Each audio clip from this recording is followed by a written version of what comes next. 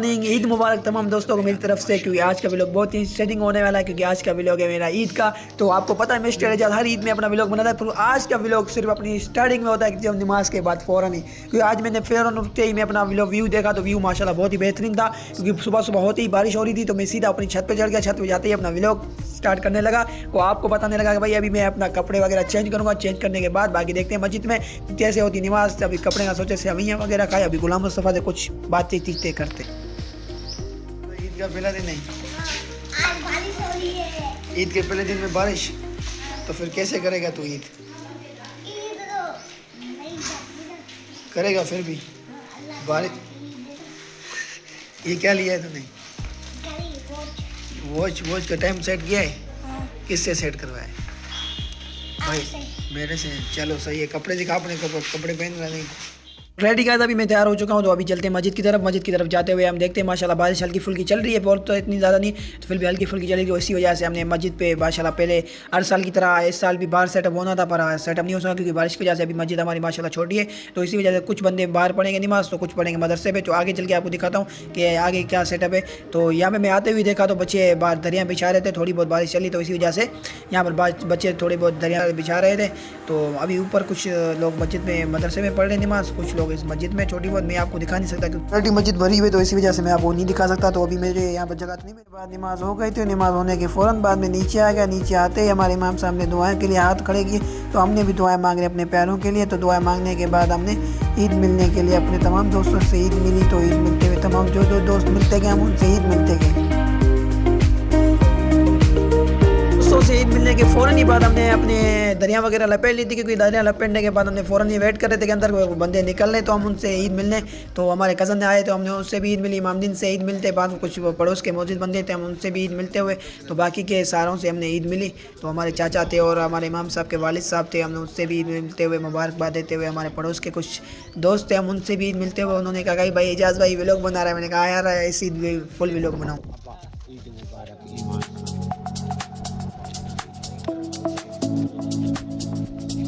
Ready बाबा सही आ गए, तो बाबा सही से ईद मिले। तो माशाल्लाह बाबा सही से हमने ईद मिली, तो बहुत ही सुकून मिला बाबा सही से ईद मिलने के फ़ौरन ही बाद।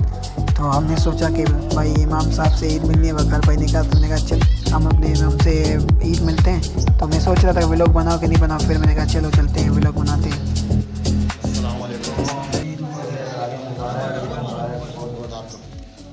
इमाम साहब से मिलने के फ़ौरन ही बाद उसके बड़े बेटे से मिले। बड़े बेटे से मिलने के फ़ौरन देखा तो बाकी की जमाती अपने काम पे मसरूफ़ थे, तो बाकी के दोस्त जो खड़े हुए थे हमने कहा उनसे भी ईद मिलने। तो उनसे भी ईद मिलते हुए चाचा मोहम्मद बख्श शाल बैठा हुआ था, तो हम उनसे यार उनसे भी ईद मिले। हमारे चाचा हैं मोजिज़ बंदा है हमारे मस्जिद के, तो हम उनसे मिलते हुए उन्हें फ़ौरन ही बाद हम बाहर चले गए। तो वकार भाई ने कहा यार चले जाओ भाई बाहर चलते हैं, क्योंकि बाहर का सामान पड़ा वो भी हमें अंदर करना है। तो हम उसके फ़ौरन ही बाद हम बाहर निकल गए। अभी हमारी ईद का सारा सिस्टम हो गया, नमाज हो गया, अभी इंशाल्लाह ये फलासी वगैरह अंदर करके और अभी मस्जिद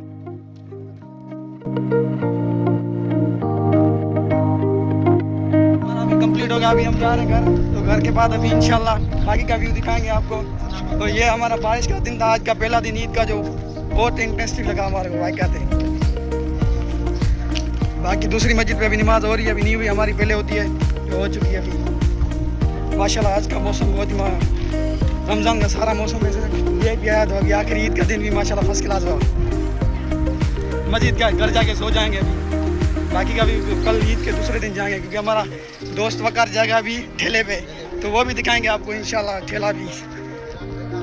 तो सही अभी मैं जाता हूँ अपने घर पे। घर वालों से मिलने के फ़ौरन ही बाद बाबा ने कहा कि भाई चाचा वालों का घर चलना है। तो चाचा वालों का घर जाने के लिए सब भाई आगे चले गए, तो मैं थोड़ा पीछे रह गया था, तो मैं भी चला चाचा के घर। तो अभी चलते हैं चाचू के घर, तो चाचू के घर जाके ईद मिलने। तो उसके बाद फ़ौरन ही बाद हम देखते हैं आगे के क्या कहते हैं, तो क्या प्रोग्राम बनता है। तो ये रहा हमारा प्लाट था जो खाली अभी बन चुका है माशाल्लाह। तो ये किसी दूसरे व्लॉग में सही से दिखाऊंगा आपको। तो आगे जाते हैं हम अपने चाचा के घर। जाते ही बाबा और चाचा के साथ हमने वीडियो और सेल्फियाँ और पिक्चर निकाली। पिक्चर निकालने के बाद मैंने अपना व्लॉग तो हमारी फैमिली की तरफ से तमाम दोस्तों को ईद मुबारक, क्योंकि आज के मेरे व्लॉग में बाबा साईं भी है, चाचा भी है और हमारा चाचा भी आया। चाचा ईद मुबारक।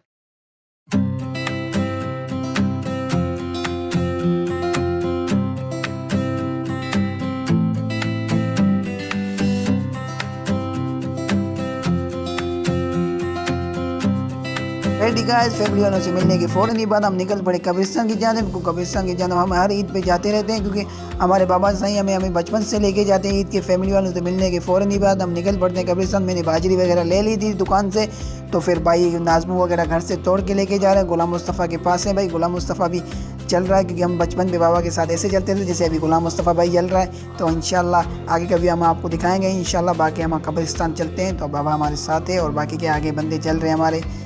तो आए चले कब्रिस्तान।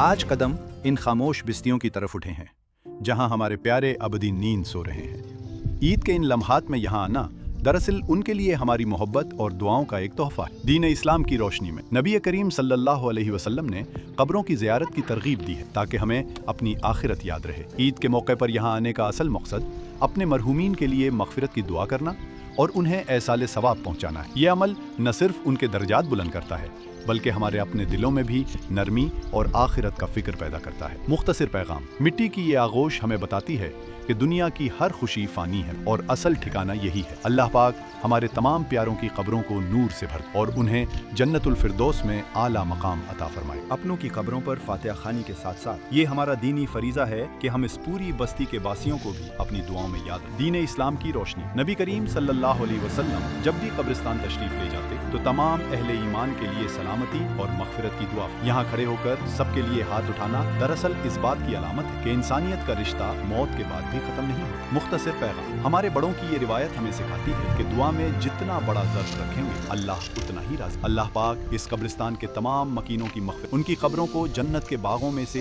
एक बाग और हम सब का खातिर ईमान पर फरमा। आमीन सुम्मा आमीन। रिश्ते कभी ख़त्म नहीं होते, बस उनका पता बदल जाता है। तो बेसिकली हम अभी यहाँ से फारिग होकर जा रहे हैं तो मज़ीद आगे का व्यू आपको इंशाल्लाह दिखाएंगे। उम्मीद करता हूँ आपको वीडियो को अच्छा लगा होगा। तो इस वीडियो में कोई भी कमी पेशी हो तो मुझे कमेंट्स पे बताना। इंशाल्लाह आइंदा मैं इसको कवर करूँगा, तो कोशिश करूँगा। मैंने तो कोशिश की अच्छे बनाने की, जो मुझसे हो सका तो मैंने बनाया। तो वीडियो को लाइक करना नहीं भूलेगा, शेयर करना, लाइक कमेंट सब करना। उसके बाद अल्लाह हाफ़िज़। नेक्स्ट व्लॉग में मिलेंगे।